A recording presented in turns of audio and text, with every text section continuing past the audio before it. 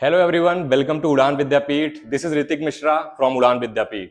और आज के वीडियो में हम बात करने वाले हैं मदन मोहन मालवीय यूनिवर्सिटी की। जब भी हम यूपी के इंजीनियरिंग कॉलेज की बात करते हैं तो ट्रिपल एम यूटी गोरखपुर उनमें से टॉप कॉलेजेस में से आता है। हमेशा से इसका कंपैरिजन एचबीटीयू कानपुर और आईटी लखनऊ जैसे कॉलेज से होता रहा है। तो आज इस वीडियो में हम सारा कुछ जानेंगे। जो भी जैसे आप एडमिशन कराने जाते हो तो जो भी चीजें आपको रिक्वायर्ड हैं, प्लेसमेंट हो गया, कट ऑफ हो गया, एलिजिबिलिटी हो गई और कोर्सेज हो गए और जो फैसिलिटीज हैं और भी जो जो चीजें हैं इंपॉर्टेंट, वो सारी चीजें आज मैं फीस स्ट्रक्चर इंक्लूडिंग सारी चीजें यहाँ पे डिस्कस कर रहा हूँ और आपको वीडियो में बताऊंगा सब कुछ चीजें। आपको जो मैं आज डिस्कस कर रहा हूँ लास्ट में आपको कमेंट सेक्शन में जो हर चीज की पीडीएफ प्रोवाइड करा दी जाएगी ताकि आप जाके उसको वेरीफाई कर सको और वेबसाइट पे सारा कुछ एक्सप्लोर कर सको। तो चलिए विदाउट किसी फर्दर डीले के स्टार्ट करते हैं ट्रिपल एम यूटी गोरखपुर का रिव्यू। तो पहले तो मैं आपको बता दूं कि क्या क्या टॉपिक्स हम आज कवर करने वाले हैं। यूनिवर्सिटी के बारे में जानेंगे, उसकी रैंकिंग्स के बारे में जानेंगे, एडमिशन प्रोसेस कैसे होता है उसके बारे में, रिजर्वेशन क्राइटेरिया क्या है, कोर्सेस क्या है, फीस स्ट्रक्चर क्या है, प्लेसमेंट क्या है, कट ऑफ क्या है, इन सारी चीजों के बारे में आगे हम डिटेल में जानने वाले हैं। तो चलिए स्टार्ट करते हैं। अब जैसे यूनिवर्सिटी के बारे में बात करें, पहले ये एकेटीयू के अंदर आता था, ये भी एक रिप्यूटेड इंस्टीट्यूट था, बट अभी ये खुद की एक यूनिवर्सिटी है। इसकी इस्टेब्लिशमेंट जो हुई थी वो 1962 में हुई थी और ये 354 एकड़ का जो है लार्ज कैंपस है। ठीक है, लोकेशन की बात करें तो ये गोरखपुर में है और इसके एग्रीडिएशन की बात करें तो इसका एग्रीडिएशन नैक A+ से है।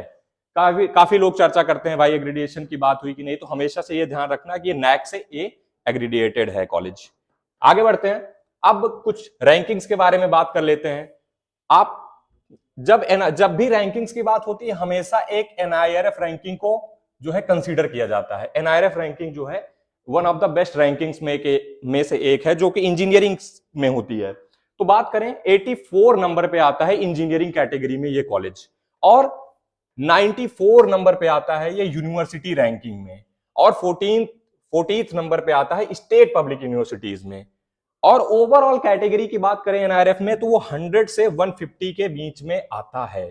तो ये तो रही जैसे रैंकिंग्स की बात, जो NIRF most considerable ranking choose की जाती है इंजीनियरिंग में। आगे चलते हैं, देखते हैं एलिजिबिलिटी के बारे में। भाई आपको एडमिशन लेना है तो एलिजिबिलिटी आपकी क्या है उसके बारे में जानते हैं। तो एलिजिबिलिटी की बात करें तो सबसे पहले क्वालिफिकेशनल एलिजिबिलिटी में आपकी 10+2 जो है, यानी आपकी जो 12th है उसमें आपके 55% मार्क्स होने कंपलसरी हैं अगर आप जनरल या ओबीसी कैंडिडेट हो तो।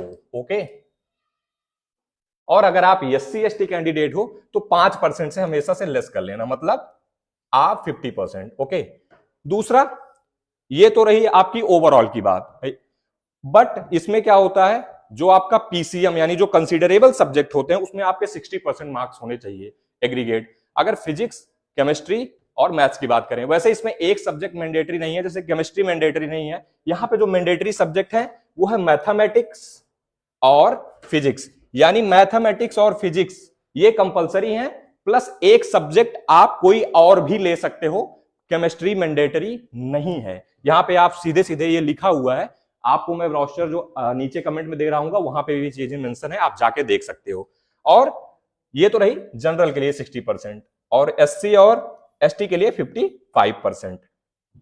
तो चलिए एलिजिबिलिटी हो गई, आगे बात करते हैं एडमिशन प्रोसेस कैसे होता है। भैया कुछ साल पहले तक क्या होता था ना, ट्रिपल एम अपना खुद का एक एंट्रेंस कराता था और उस बेसिस पे एडमिशन हुआ करते थे। लेकिन अब क्या हुआ, अब जेई मेंस से ये एडमिशन लेता है, जिसमें जैसे एग्जाम आपको जेई मेन देना होता है और काउंसलिंग ये खुद की अपनी कराता है। पहले क्या था, स्टार्टिंग में AKTU की काउंसलिंग में ये पार्टिसिपेट करता था और AKTU में इसकी काउंसलिंग होती थी, but now this is conducting its own counselling. Okay, and the second thing जो आपको मैं बता देता हूं, यहां पे CUET से भी एडमिशन होता है। तो CUET UG जिसका फॉर्म अभी आया तो नहीं है, जैसे ही आएगा हम लोग आपको अपडेट करेंगे। CUET 2025 आप दे के भी ट्रिपल एम यूटी गोरखपुर में एडमिशन ले सकते हो, जैसे BBA और फार्मेसी में आप एडमिशन ले सकते हो। इन सब कोर्सेज में CUET से लेटरल एंट्री में भी एडमिशन ले सकते हो। तो ये तो रही आपके मोड ऑफ एडमिशन और एग्जाम क्या क्या देने हैं, ये आपको आई थिंक क्लियर हो गया होगा। आगे चलते हैं, इनकी सीट मैट्रिक्स के बारे में बात कर लेते हैं। यहाँ पे जो कोर्सेज अवेलेबल हैं सबसे पहले वो देख लेते हैं। इंजीनियरिंग की बात करें तो सिविल इंजीनियरिंग है, इलेक्ट्रिकल इंजीनियरिंग है, मैकेनिकल इंजीनियरिंग है और ईसी यानी इलेक्ट्रॉनिक्स कम्युनिकेशन एंड इंजीनियरिंग है। इलेक्ट्रॉनिक्स एंड कम्युनिकेशन IoT ये ब्रांच अभी रिसेंटली ऐड हुई है और इसका बड़ा इंपॉर्टेंट फ्यूचर है, जो कि आगे अगर टाइम मिलेगा आगे चल के मैं वीडियो में डिस्कस भी करूंगा। कंप्यूटर साइंस एंड इंजीनियरिंग है, केमिकल इंजीनियरिंग है, इंफॉर्मेशन टेक्नोलॉजी है। टोटल सीट्स की बात करें तो 1035 सीट्स हैं जो कि होम स्टेट की हैं। अच्छा, सबकी सीटें 120 है। जैसे आपकी इसकी बात करें, एक आपकी इलेक्ट्रॉनिक्स इंजीनियरिंग है जिसमें 180 सीट्स हैं, कंप्यूटर साइंस में 255 सीट्स हैं। तो भाई जिसकी भी रैंक थोड़ी सी है तो आप ये समझ सकते हो कि आप 255 सीट्स हैं तो मिलने की प्रोबेबिलिटी क्या होती है, थोड़ी सी ज्यादा हो जाती है। तो ये चीज आपको बहुत ध्यान में रखना है। अच्छा, केमिकल इंजीनियरिंग की 60 सीटें ही हैं, कम है। और अब ट्यूशन फी वेवर की बात कर लेते हैं। भाई देखो, अगर आप फाइनेंशियली थोड़ा वीक हो, आप एलिजिबिलिटी क्राइटेरिया मैच करते हो ट्यूशन फी वेवियर का, तो ट्यूशन फी वेवियर यहाँ पे काफी ज्यादा, मतलब कंपेरेटिव टू अदर कॉलेजेस यहाँ पे सीटें थोड़ी ज्यादा हैं। जैसे 6 सीटें मिलती हैं नॉर्मली आपको ट्यूशन फी वेवियर की। लेकिन अगर इलेक्ट्रॉनिक्स एंड कम्युनिकेशन IoT जो नई ब्रांच खुली है वहां पे बात करें तो वहां पे केवल 3 सीटें हैं। और कंप्यूटर साइंस में भाई 12 सीटें हैं। 12 सीटें बहुत होती हैं ट्यूशन फी वेवियर की। मतलब ये चीज तो काफी ध्यान देने वाली है और काफी ज्यादा इंपॉर्टेंट है। 12 सीटें आपकी ट्यूशन फी वेवियर मिल जाती हैं आपको। ओके, तो होम स्टेट में इंक्लूडिंग फी वेवर सीटें हमारी टोटल आ जाती हैं इंक्लूड करके 1086। और टोटल अदर स्टेट के लिए बात करें तो अदर स्टेट के लिए 12 सीटें हर जगह, हर ब्रांच में हमें रिजर्व मिलती हैं। कुछ ब्रांचेस में थोड़ी सी ज्यादा है। जैसे आप ECE में देखोगे तो 18 है और CS में देखोगे तो आप 25 सीटें हैं। ठीक है, तो ये तो रही आपकी सीट मैट्रिक्स। इनमें से सबसे इंपॉर्टेंट बात क्या थी जो मैंने डिस्कस करी, 12 सीटें ट्यूशन फी वेवियर की, और अदर स्टेट के लिए तो सीटें अवेलेबल हैं ही। ठीक है, अब आ जाते हैं रिजर्वेशन। रिजर्वेशन सबसे इंपॉर्टेंट चीज आती है भाई। अगर आप स्पेशल कैटेगरी से बिलोंग कर रहे हो या कैटेगरी से बिलोंग कर रहे हो तो कितना आपको उसका बेनिफिट मिलेगा, उसके बारे में डिस्कस कर लेते हैं। तो भाई बेनिफिट की बात करें तो अगर आप शेड्यूल कास्ट से हो तो आपको 21% रिजर्वेशन मिलना है। ओके, और अगर शेड्यूल ट्राइब से हो तो 2%, क्योंकि शेड्यूल ट्राइब की जो जनसंख्या है थोड़ी सी कम है, दैट इज वाई रिजर्वेशन थोड़ा सा कम रखा गया है। ठीक है, ऐसा कोई पार्शियलिटी नहीं है। वैसे मैं बता दूं, ये 2% जो सीटें हैं ना, ये भी नहीं फिल होती हैं, ये भी फिल नहीं हो पाती हैं, क्योंकि नंबर ऑफ स्टूडेंट जो ST में होते हैं वो अप्लाई नहीं करते हैं। आगे बात करें अगर बैकवर्ड क्लास की तो 27% रिजर्वेशन मिल जाता है आपको, और इकोनॉमिकली वीकर सेक्शन यानी EWS वालों को 10% का रिजर्वेशन देखने को मिल जाता है। आगे सब कैटेगरी के रिजर्वेशन की भी बात कर लेते हैं। भाई नॉर्मल रिजर्वेशन तो देख लिया, आप सब कैटेगरी जिनके पास है वो भी बोलेंगे, तो उनकी भी बात कर लेते हैं। अब जैसे सब कैटेगरी की बात करें तो dependent of freedom fighter from UP वाले, UPFF की जो कैटेगरी होती है, जिनके घर से कोई फ्रीडम फाइटर है, उनमें 2% का रिजर्वेशन देखने को मिलता है। अच्छा, अगर कोई उत्तर प्रदेश का है और आर्म फोर्सेज में है या शहीद हो गया है तो उसके लिए भी क्या होता है, उसके अगर कोई बच्चा एडमिशन लेना चाहता है, जैसे सपोज दैट आप एडमिशन लेने आ रहे हो, तो आपके फादर या आपका कोई और ग्रैंड फादर या कोई और है जो लड़ाई में शहीद हुआ हो या फिर उत्तर प्रदेश से हो और अभी डिफेंस में हो, तो उसको एक रिजर्वेशन मिलता है यहाँ पे। अच्छा, UPSC की बात करें, UPSC मतलब उत्तर प्रदेश हैंडीकैप को 5% का रिजर्वेशन मिलता है। और last but not least girls of UP यानी उत्तर प्रदेश गर्ल्स को 20% का रिजर्वेशन देखने को मिलता है। ठीक है, आगे हम फीस की बात कर लेते हैं थोड़ा सा, क्योंकि भाई पैसा थोड़ा इंपॉर्टेंट होता है। पिछले 2 सालों में देखा गया है कि MMUT ने काफी अच्छा ग्रोथ दिखाया है in the terms of placement, in the terms of the facilities, in the terms of overall development, जिसकी वजह से इनकी फीस भी थोड़ी सी बढ़ी है। तो एक बार चर्चा कर लेते हैं, फीस के बारे में देख लेते हैं। एकेडमिक फी की बात करें तो 1,35,000 पर ईयर मिल जाती है। हॉस्टल फीस पिछले साल से बढ़ के 29,000 हो गई, इंक्लूडिंग ऑल द चार्जेस, जिसमें आपका 5,000 का नॉन रिफंडेबल होता है अमाउंट, वो रिफंड हो जाता है आपका बाद में। ठीक है, मेस फी की बात करें तो 18,000 पर सेम हो गई है। और जब भी फीस की बात आती है तो स्कॉलरशिप की बात करना तो लाजमी है, क्योंकि स्कॉलरशिप भाई बहुत इंपॉर्टेंट होती है, खासकर इंजीनियरिंग स्टूडेंट्स के लिए, आप लोग तो जानते ही होंगे। तो स्कॉलरशिप की बात करें तो अगर आप जनरल कैंडिडेट हो तो जनरल कैंडिडेट की अगर बात करें ना, तो उनकी स्कॉलरशिप लगभग 56,000 आ जाती है। ठीक है, 56 के एससी ओबीसी की, अगर एससी और एसटी की बात करें तो भाई इनकी अप्रोक्सीमेट 90 के अकॉर्डिंग आ जाती है, लेकिन ये इनकी जो स्कॉलरशिप आती है ना, वो 1 और 2 दो पार्ट में डिवाइड होके आती है। और मैं स्कॉलरशिप की बात जो कर रहा हूँ, ये यूपी स्कॉलरशिप की बात कर रहा हूँ, ठीक है, तो यूपी स्कॉलरशिप की बात कर रहा हूँ। और जो ओबीसी वाले हैं उनको 64 के अराउंड जो है स्कॉलरशिप मिल जाती है देखने को। रिफंड पॉलिसी भी इनकी अच्छी है, अगर आपने फीस दे दिया है, आपने एडमिशन ले लिया, आप रिफंड करना चाहते हो, तो इनकी रिफंड पॉलिसी भी अच्छी है। रिफंड पॉलिसी की भी जो है डिटेल्स हम नीचे कमेंट में प्रोवाइड करा रहे होंगे। ओके, अब एक नजर मार लेते हैं इनके प्लेसमेंट्स पे, जो सबसे इंपॉर्टेंट चीज है जो बच्चे देख के आते हैं यहाँ पे, ठीक है। तो प्लेसमेंट्स पे अभी जो इन्होंने डेटा दिया है, अभी फिलहाल 2025 का प्लेसमेंट इनका चल रहा है। कुछ बच्चों से मेरी बात भी हुई जो प्लेसमेंट सेल में है, उन्होंने काफी वहां से काफी डेटा इकट्ठा किया, तो अभी फिलहाल प्लेसमेंट वहां का चल रहा है। लेकिन रिसेंट जो इन्होंने अपने ब्राउज़र में दिखाया है, ये हम आपको प्लेसमेंट बता रहे हैं, और इसके ब्राउज़र नीचे अटैच कर देंगे, आप यहाँ पे जाके देख सकते हो। ओके, तो रिकॉर्ड्स की बात करें तो जैसे मैंने बात करी भाई 2021-22 वाला सेशन या 2022-23 वाला सेशन आप देखोगे अगर, तो यहाँ पे क्या सडन एक बूम आया है, मतलब प्लेसमेंट काफी अच्छा हो रखा है, और नंबर ऑफ कंपनीज जो है ना विजिटेड, वो काफी बढ़िया है। पिछले कुछ सालों में क्या है, गवर्नमेंट भी ज्यादा ध्यान दे रही है कॉलेज पे। तो टोटल ऑफर्स की बात करें तो भाई 973 टोटल ऑफर यहाँ पे आए हैं, और 6.8 एलपीए का एवरेज प्लेसमेंट है। हाईएस्ट प्लेसमेंट की बात करें तो 52 एलपीए गया है। जब भी प्लेसमेंट की बात होती है, मैं हमेशा कहता हूं कि भाई हाईएस्ट प्लेसमेंट देख के मत जाओ, हाईएस्ट प्लेसमेंट किसी एक लड़के का होगा, लेकिन नंबर ऑफ जो परसेंटेज प्लेसमेंट है, कितने ज्यादा नंबर ऑफ स्टूडेंट प्लेस हो रहे हैं और कितने ज्यादा नंबर ऑफ ऑफर्स आ रहे हैं, ये चीजें सबसे इंपॉर्टेंट होती हैं, ठीक है। ये सारी कुछ कंपनीज हैं जो बहुत आती हैं, अब जैसे इंक्लूडिंग गूगल एक बड़ी कंपनी है, ऐसे जो है सारी बड़ी कंपनियां यहाँ पे, आदित्य बिरला है, ठीक है, उसके बाद आकाश, बायजूस, ठीक, इन्फोसिस है आपकी, जारो एजुकेशन है, ठीक है, ऐसी जस्ट पे, ये सब बड़ी कंपनियां हैं, जेएसडब्ल्यू स्टील्स। अभी आपको दिखाऊंगा कुछ इनके ब्रिलियंट पैकेज, अमेजॉन, तो इनके कुछ ये जो कंपनियां हैं, बड़ी कंपनियां, इन्होंने कुछ अच्छे पैकेजेस भी दिए हैं स्टूडेंट्स को, आगे चल के मैं आपको डेटा दिखा रहा हूं। और एनआईआरएफ की बात करें तो एनआईआरएफ में जो है काफी अच्छा डेटा है। अगर उसकी मीडियन सैलरी की बात करें तो इनकी जो मीडियन सैलरी है फिलहाल एनआईआरएफ में, वो कितना दिखाता है, वो 9 एलपीए दिखा रहा है, और ये चीज मैं आपको अटैच कर रहा हूँ, आप देख लेना एक बार जाके, ठीक है। 9 एलपीए के अकॉर्डिंग अराउंड इनकी मीडियन सैलरी है एनआईआरएफ में। ओके, अब देख लेते हैं इनके कुछ ये मैंने कुछ हाइलाइट्स रखे हैं जो कि इनके स्टूडेंट्स यानी MMUT गोरखपुर के स्टूडेंट ने अचीव किया है। अब जैसे बात करें, आराध्या त्रिपाठी ने सीएससी से थी, इन्होंने गूगल में ज्वाइन किया है, 52 एलपीए, यही हाईएस्ट पैकेज है अभी फिलहाल का, ठीक है।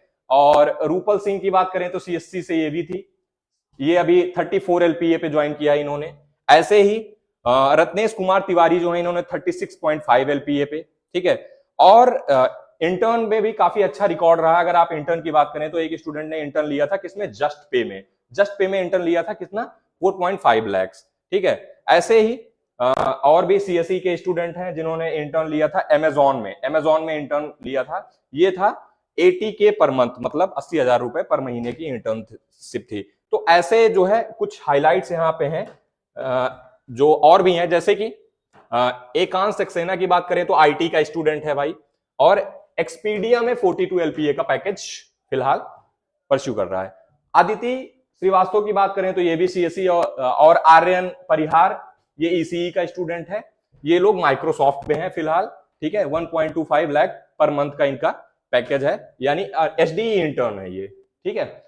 ऐसे जो हाइलाइट्स हैं, 19.2 एलपीए आप देख सकते हो जेड स्केलर्स का, किशन सक्सेना का, और दो स्टूडेंट ने जो उसमें 17.40 और 14.75 एलपीए का पैकेज उठाया है। तो मतलब अगर प्लेसमेंट ओवरऑल हाइलाइट्स की बात करें तो काफी अच्छा प्लेसमेंट रहा है इनका, जैसा कि इन्होंने दिखाया है, और पिछले 2 सालों में काफी अच्छा ग्रूम भी हुआ है। स्टूडेंट्स बाहर भी जाते हैं, एक्टिविटीज में पार्टिसिपेट भी कर रहे हैं, और ऑफ कैंपस भी ये लोग अच्छा परफॉर्म कर रहे हैं, तो प्लेसमेंट काफी बूस्ट हुआ है। अब बात कर लेते हैं भाई कट ऑफ, ये आपको कितने रैंक तक मिल रहा होगा कॉलेज, अगर आप अप्लाई कर रहे हैं या आप एडमिशन लेना चाहते हैं तो कितनी रैंक तक आपको ये कॉलेज मिल जाएगा, ये सबसे इंपॉर्टेंट फैक्टर है, क्योंकि बिना कट ऑफ के आप एडमिशन नहीं ले सकते, ठीक है।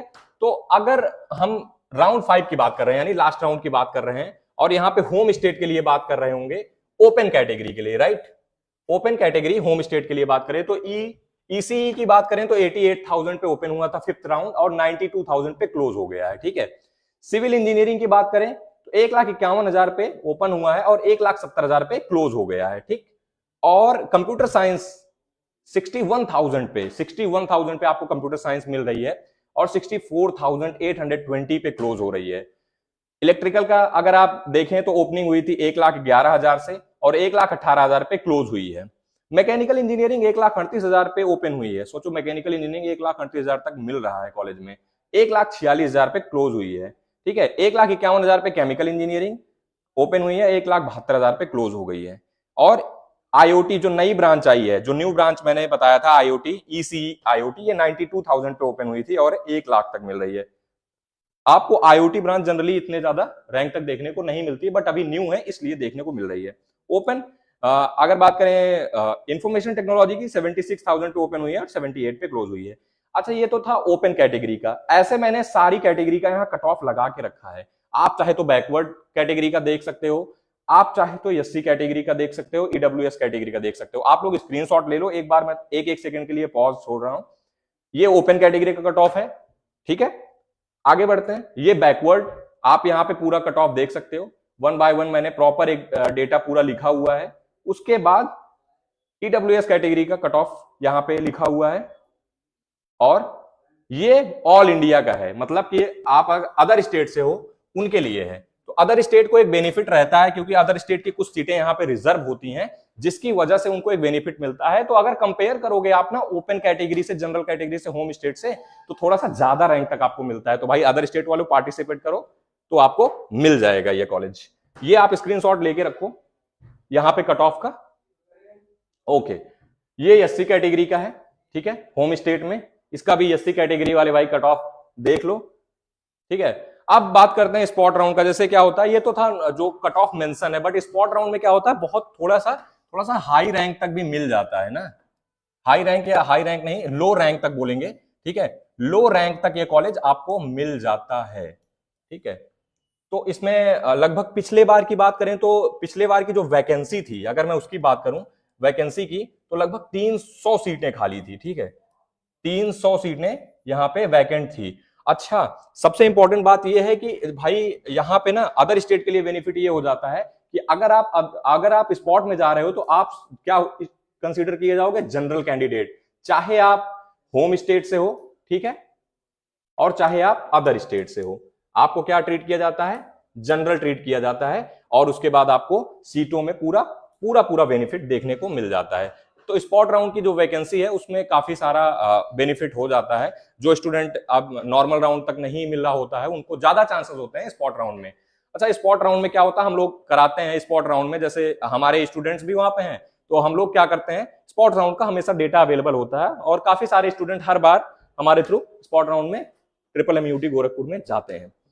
और ओवरऑल अगर आप बात करें, जैसे 2-3 क्वेश्चन होते हैं बच्चों के मन में कि क्या भैया ये कॉलेज जाना चाहिए। दूसरा क्वेश्चन ये होता है कि क्या ट्रिपल एचबीटीयू कानपुर और आईटी से अच्छा है। एचबीटीयू कानपुर तो निकाल दो लीग से, बट आईटी से हमेशा से कंपैरिजन होता रहा है। कौन कौन सी ब्रांचेस अच्छी हैं, इनके बारे में कुछ जनरल क्या क्या फैसिलिटीज। जैसा फैसिलिटीज की बात करें तो सारी चीजें हैं, चाहे आप मेडिकल की बात करो, मेडिकल में ठीक ठाक मिल जाता है, ठीक है। हॉस्टल्स वगैरह की फैसिलिटी भी ठीक है, खाना भी ओके ओके है, कोई बहुत खराब खाना नहीं है, बहुत अच्छा नहीं है, जनरली जो गवर्नमेंट में एक्सपेक्ट करते हैं बच्चे उतना है, ठीक है। तो फैसिलिटीज है, स्पोर्ट्स की ठीक है, ठीक है। और भी जो चीजें हैं, जैसे गेस्ट हाउस वगैरह आपको मिल जाता है जब भी आप जाते हो, ठीक है, तो गेस्ट हाउस वगैरह मिल जाएगा। और भी जो नॉर्मल फैसिलिटीज हैं जो गवर्नमेंट कॉलेज में है वो यहाँ पे आपको देखने को मिल जाएंगी। ओवरऑल बात करें तो कॉलेज क्या एक रहता है, जैसे कंपैरिजन होता है तो हमेशा से एक सिटी का, आईटी क्योंकि लखनऊ में है और ट्रिपल एमयूटी गोरखपुर में है, तो सिटी का एक कंपैरिजन होता है। लेकिन देखो पिछले कुछ सालों में देखा गया है, और पिछले मैंने जब मैं रिसर्च कर रहा था तो मैंने कुछ बच्चों से बात करी तो उन्होंने बताया सर ऊपर वाली जो ब्रांचेज हैं, जैसे सीएस, आईटी, इलेक्ट्रॉनिक्स, आईओटी, इन सब जो ब्रांचेज में है काफी अच्छा प्लेसमेंट हो जाता है। और थोड़ा सा कंपैरेटिवली अगर केमिकल की बात करें, इलेक्ट्रिकल की बात करें या मैकेनिकल की बात करें, केमिकल, इलेक्ट्रिकल और मैकेनिकल की बात करें तो कंपैरेटिवली थोड़ा सा लो प्लेसमेंट होता है। अगर स्पेशली केमिकल की बात करें तो भाई एचबीटीयू का काफी अच्छा है। बाकी और भी फैक्टर्स होते हैं, लेकिन ये चीजें वहां आपके स्टूडेंट्स ने जो फीडबैक दिया है वो मैं आपको बता रहा हूं। और बाकी ओवरऑल कॉलेज जब भी बात होती है इंजीनियरिंग कॉलेज के, तो यूपी में अच्छे कॉलेजेस में इसका नाम आता है, ट्रिपल MUT गोरखपुर। और हाँ, पिछले 2 सालों से इसका प्लेसमेंट रिकॉर्ड भी बहुत अच्छा रहा है। तो ये थी सारी इंफॉर्मेशन। आई होप आपको ये वीडियो अच्छा लगा होगा। अगर अच्छा लगा होगा तो सब्सक्राइब करके जाना जो जिन्होंने नहीं किया है, और लाइक कर देना, ताकि ऐसा ही कंटेंट हम आपको प्रोवाइड कराते रहें और ढेर सारे कॉलेज के बारे में ऐसे ही डीप रिसर्च वीडियो आपके लिए लाते रहें। Thank you so much. अच्छा, एक चीज और है, हमारा व्हाट्सएप चैनल है जो हम लिंक में दे देंगे। जो भी स्टूडेंट जुड़ना चाहते हैं वो हमारे व्हाट्सएप चैनल से आ सकते हैं। वहां पे हम सारी इंफॉर्मेशन या लेटेस्ट अपडेट यहाँ पे हम पोस्ट करते रहते हैं। जो भी लेटेस्ट अपडेट है, ये चीजें हम यहाँ पे हम अपडेट करते रहते हैं। तो आई होप कि आप लोग यहाँ पे ज्वाइन हो जाओगे आके। बाकी चैनल सब्सक्राइब तो कर ही लेना, और इंस्टा पेज हमारा है उड़ान VP के नाम से, आप यहाँ पे जाके फॉलो कर सकते हो। और जब भी आपको कोई भी मतलब कुछ भी पूछना हो, कोई क्वेरी हो, तो आप यहाँ पे इंस्टा पेज से पूछ सकते हो। हम यहाँ पे तुरंत एक्टिव रहते हैं और आपको आंसर करेंगे। ठीक है, थैंक यू।